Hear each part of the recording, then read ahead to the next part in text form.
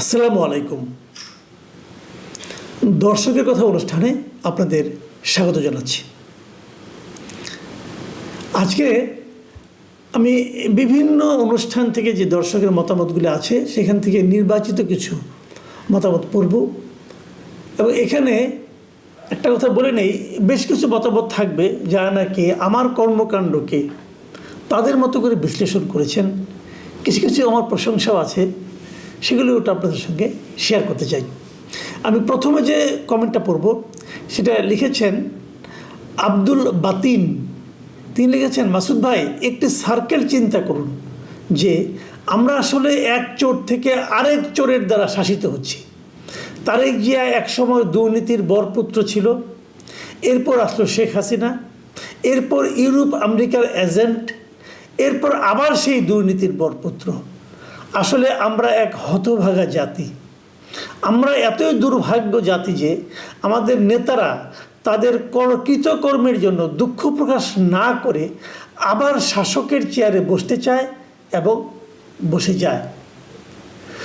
এটা নিয়ে আমার আর কোনো কমেন্টের আমার মনে হয় দরকার নেই।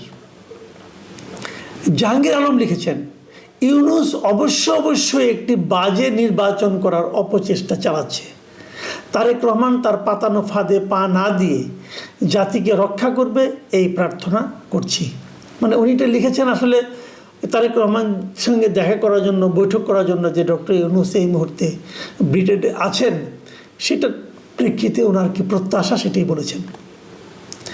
সবুজ খান লিখেছেন, মাসুদ ভাই আপনার ভিডিও আমরা চায়ের দোকানে বসে সবাই মিলে উপভোগ করি। আপনার যুক্তিসঙ্গত কথাগুলো আমরা খুবই পছন্দ করি, ভালোবাসা রইল। নেওয়াজ শরীফ লিখেছেন, আপনার ভিডিওর জন্য অপেক্ষা করে বসে থাকি শ্রদ্ধেয় মাসুদ কামাল ভাই। এই বাংলাদেশে 5 তারিখের পর আপনি একজন যিনি সাধারণ জনগণের কথা বলেন, অসংখ্য ধন্যবাদ আপনাকে। এমডি খলিলুর রহমান লিখেছেন, মাসুদ ভাই আপনি সদর্পে চালিয়ে যান, আপনার প্রতিটি কন্টেন্ট দেশ ও জাতির কল্যাণে নিবেদিত। পিনাকির হুমকি তুচ্ছ জ্ঞান করে যে সামনের দিকে এগিয়ে যায় সেরকম অকুতভয় দুঃসাহসী সাংবাদিকতাকে স্যালুট জানাই। আসাদ জামান লিখেছেন, আসসালামু আলাইকুম। অতীতে দেখছি আপনি বরাবরই আওয়ামী লীগের সমালোচনা করছেন। তখন ভাবতাম হয়তো আপনি বিএনপি করতেন। এখন দেখছি বর্তমান সরকারের আপনি সমালোচনা করেন। মনে হচ্ছে আপনি আওয়ামী লীগের সাপোর্ট করেন। কিন্তু আমি আপনার অনেক কন্টেন্ট শুনেছি এবং আমি দেখলাম যে আপনি আসলে ভয় ভীতিকে ঊর্ধ্বে রেখে এই কাজটি করেন এবং আমি আশা করি হয়তো কাজটি চলমান থাকবে। আপনার এই সর্বদলীয় সমালোচনা আমার কাছে খুবই ভালো লাগে। আপনার জন্য অনেক দোয়া রইল, ভালো থাকবেন। মিলন কবির রিজভি তিনি লিখেছেন, কাকু আপনি আওয়ামী লীগের বিরুদ্ধে বলছেন ঠিক আছে 5 আগস্টের আগে, কিন্তু 5 আগস্টের পর থেকে বিএনপির দালালি করে আসছেন, এটার জবাব চাই। যেহেতু উনি জবাব চান অতএব বলি, জিনিসটা হলো এখন আমি বিএনপির দালালি করি না, আমি বিএনপির অনেক কর্মকাণ্ডের অনেক সিদ্ধান্তের সমালোচনা করি। এটা নিশ্চয়ই আপনি শুনেছেন। আপনারা যে কথা বিএনপি যে সমালোচনাটা কেউ করে না, যে তারেক রহমান কেন দেশে আসছেন না, এটার সমালোচনা কিন্তু আমি অনেকবার করেছি। কাজে আমি বিএনপির দালালি করি এভাবে ভাববেন না ভাই। আবুল কালাম লিখেছেন, ইউনূস সাহেব হচ্ছে একটা চাপাবাজ। কারণ আওয়ামী লীগ আর জাতীয় পার্টি ছাড়া নির্বাচন কেমনে পৃথিবীর সুন্দর নির্বাচন হয় এটি আমি বুঝলাম না। উনি এত চাপা মারে কেন? এখনকার মিডিয়াগুলো শুধু টাকার জোরে, ইউনূস সাহেব টাকা দেয় সেই জন্য মিডিয়াগুলো সত্য খবর প্রকাশ করে না, শুধু ইউনূস সাহেবকে নিয়েই আর এনসিপিকে নিয়ে ব্যস্ত থাকে। বস্তুনিষ্ঠ খবর আর আমরা পাই না। শেখ নজরুল ইসলাম লিখেছেন, ডক্টর ইউনূসের লেজে গোবরে অবস্থা, দ্রুত নির্বাচন দিয়ে তার সরে যাওয়া উচিত। হাসান খান সৈয়দ লিখেছেন, আমরা অপেক্ষায় আছি একটি তামাশার নির্বাচন দেখার জন্য। আহমেদুল্লাহ লিখেছেন, আওয়ামী লীগ ও শরিক দলের 50% ভোট আছে, তাদেরকে বাদ দিয়ে যে নির্বাচন হবে সেই সরকার মেয়াদ পূর্ণ করতে পারবে না, লিখে রাখেন। আমি এটা নিয়ে একটু কথা বলি। দেখুন, আওয়ামী লীগ এবং তার শরিক দলের 50% ভোট আছে কি নাই সেটা কিন্তু অন্য বিতর্ক। আমি ব্যক্তিগতভাবে মনে করি ওনাদের 50% ভোট ভাই নাই। 15 বছর ওনারা যে দুঃশাসন এদেশে পরিচালনা করেছেন তাতে এত ভোট তাদের আছে এটা আমি মনে করি না। যদিও গত 10 মাসে আওয়ামী লীগের ভোট কিছুটা বেড়েছে, কিন্তু সেটাও এত হবে না। কিন্তু কত পার্সেন্ট ভোট এটা আসলে ইম্পর্টেন্ট না। গণতন্ত্রে একটা মানুষও গুরুত্বপূর্ণ, একজন সিঙ্গেল মানুষ, তার বক্তব্যটা শোনাও গণতন্ত্রের জন্য অপরিহার্য। কিন্তু যদি নির্বাচনে যেভাবে আপনি যেটা বলছেন যে মানে কাদেরকে বাদ দিয়ে নির্বাচন, তো যদি নির্বাচনে সেই মানুষটাকে আপনি বাদ রাখেন তাহলে সেই নির্বাচন নিয়ে আসলে আপনার যে হতাশা, আপনার যে আশঙ্কা সেটা কিন্তু হতে পারে। এবং আগামী সরকার যদি মেয়াদ পূর্ণ করতে না পারে, আপনি বলছেন যে চ্যালেঞ্জ করছেন যে মেয়াদ পূর্ণ করতে পারবে না, লিখে রাখেন। যদি মেয়াদ পূর্ণ করতে না পারে সেটাও কিন্তু এই জাতির জন্য একটা দুর্ভাগ্যের ব্যাপার হবে।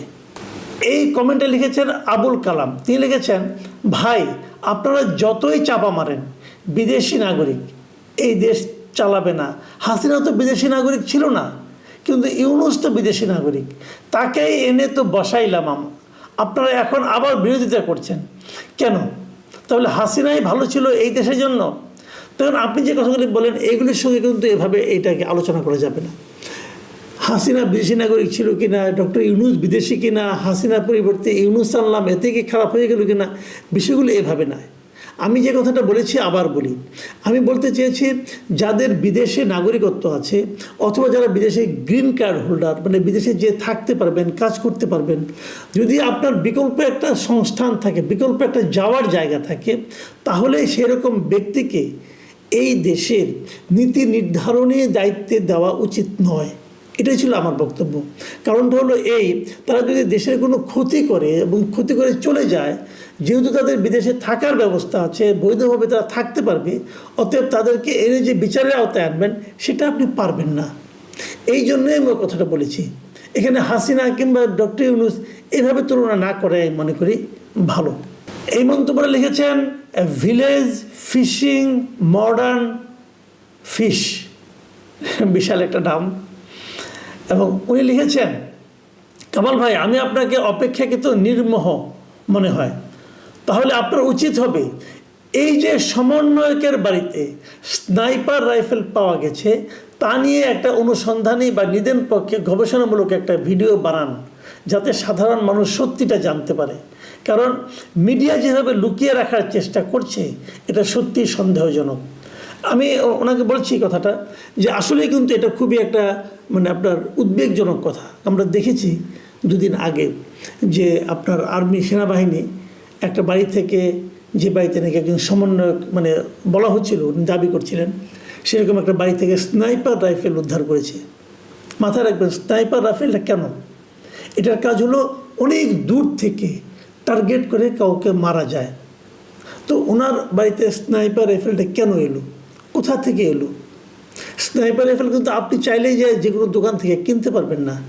এটা কিন্তু একটা অত্যন্ত গুরুত্বপূর্ণ এবং উদ্বেগজনক ঘটনা। এবং এটার সঙ্গে অনেকে হয়তো এখন কি হবে, অনেকে হয়তো পুরনো কোনো ঘটনার একটা যোগ সাজস কিন্তু খুঁজে বের করার চেষ্টা করতে পারেন, সেটা হবে আরও দুঃখজনক। আমি মনে করি এই বিষয়টার খুব দ্রুত একটা সুরাহা হওয়া উচিত। এটাই শেষ মন্তব্য। এটা লিখেছেন মোহাম্মদ গোলাপ মিয়া। তিনি লিখেছেন, মাসুদ কামাল ভাই আমি মনে করি যে আপনি একমাত্র লোক যে সবসময় সত্যি কথা তুলে ধরেন, কিন্তু একটি সত্যি তুলে ধরেননি আপনি, সেটা হলো সাব্বিরকে নিয়ে আপনি একটা কন্টেন্ট করেননি। আশা রইল তাড়াতাড়ি করবেন ভাই আপনি। হ্যাঁ, সাব্বিরকে নিয়ে আসলে আমার একটা কন্টেন্ট করার ইচ্ছা আছে। সাব্বির হলো এস এ সাব্বির নামে একজন ইউটিউবার, ইয়াং ইউটিউবার, এবং উনি অত্যন্ত ভালোভাবে বলেন কথা। কিন্তু 2 মাস আগে গত এপ্রিলে তাকে তুলে নিয়ে যাওয়া হয়, পুলিশ তার বিরুদ্ধে বাদী হয়ে মামলা করে, এবং সেই মামলায় বলা হয় সে নাকি তার কন্টেন্টে রাষ্ট্রবিরোধী এবং সমাজে অস্থিতিশীল পরিস্থিতি তৈরি করা যায় এই ধরনের কথা উল্লেখ করে মানুষকে বিভ্রান্ত করার চেষ্টা করেছে। এই ধরনের কথা বলা হয়েছে এবং আর্মিকে সেনাকে বিভ্রান্ত করার চেষ্টা করেছে, সেনাবাহিনীর মধ্যে বিশৃঙ্খলা তৈরির চেষ্টা করা হয়েছে। এই ধরনের অভিযোগও কিন্তু সাব্বিরের কন্টেন্টে নাকি আছে বলে মামলার এজাহারে উল্লেখ করা হয়েছে। আমি সাব্বিরের বেশ কয়েকটা কন্টেন্ট দেখেছি। আমি যে কটা দেখেছি তার মধ্যে আমি এমন কিছু পাইনি। আমি যে কটা দেখেছি সেখানে আমাকে সাব্বিরের কথাগুলো খুবই লজিক্যাল মনে হয়েছে। যা হোক, তারপরে হয়তো কোথাও থাকতে পারে, আমি জানি না, আমি আরও অনুসন্ধান করার চেষ্টা করব। কিন্তু আমার কথা হলো কি, আমাদের এখানে কি সেনাবাহিনীর মধ্যে এক ধরনের অস্থিরতা তৈরি করার জন্য আরও অনেক ইউটিউবার কাজ করছে না? যেমন বিদেশে থেকে আমি নাম ধরেই বলি, এই ইলিয়াস হোসেন অথবা পিনাকি ভট্টাচার্য, এরা কি সেনাবাহিনীর সেনাপ্রধানকে নিয়ে যা তা গালাগালি করছে না অশ্লীলভাবে? তো তাদের বিরুদ্ধে কী ধরনের মামলা হবে? তারা যদি দেশে আসে তাদেরকেও কি পুলিশ গ্রেপ্তার করবে? আমার তো মনে হয় করবে না। এই কারণে আমি যতদূর জানি এরা তো সরকার চালায়, বলা হয়ে থাকে তাদের কথা অনুযায়ী নাকি সরকার চলে। কথাগুলো সত্য মিথ্যা আমি জানি না, কিন্তু আমরা এটা দেখি তারা ওখান থেকে যেটা বলে সেটা বলে সরকারের কাজ সেইটাই করে। তারা উপদেষ্টা নিয়োগ করে। এই যে খলিল সাহেব নিয়োগ হয়েছেন, এতে পিনাকি সাহেবের কথা নিয়োগ হয়েছেন, পিনাকি সাহেব নিজেই দাবি করেছেন, খলিলকে নিয়োগ করার পর উনি যেভাবে প্রশংসা করেছেন। তো এগুলো তো বোঝাই যাচ্ছে। তাহলে তারা যখন ওই কাজগুলি করে, এই একই অপরাধ করে, তখন তাদের বিরুদ্ধে কি একই রকম ব্যবস্থা নেওয়া হবে? আমরা কিন্তু বিগত সরকারের আমরা দেখেছি, বিগত সরকার যাকে সাইজ করতে চাইতো এই প্রক্রিয়াতেই সাইজ করত। এবং আমরা ইদানিং এমন কথাও শুনি, এই সরকারের দায়িত্ববান 2-3 জন লোকের মৌখিক অভিযোগের ভিত্তিতেই নাকি এই SS সাব্বিরের বিরুদ্ধে এই ধরনের একটা মামলা করা হয়েছে। আমি জানি না প্রকৃত সত্যটা কী, তবে এ ব্যাপারে আমি একটা অনুসন্ধান করে আগামীতে যদি কিছু তথ্য পাই হয়তো আপনাদের সামনে তুলে ধরব। প্রিয় দর্শক, এখন এ পর্যন্তই। আল্লাহ হাফেজ।